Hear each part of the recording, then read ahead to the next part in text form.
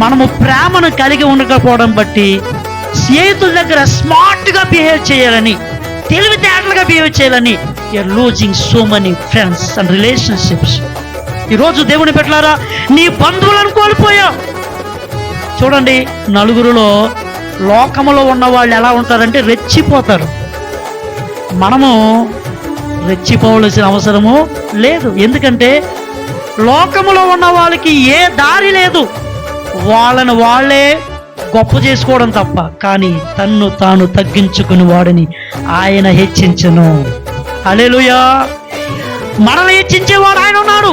కాబట్టి మనం ఏం చేయాలంటే నలుగురు ముందు రెచ్చిపోవడం కాదు, కానీ నలుగురు ముందు ఒకరి యొక్క గౌరవాన్ని కాపాడి, ఒకరి విలువను కాపాడి, ఒకరిని గణపరిచేవారుగా మనం ఉండాలి.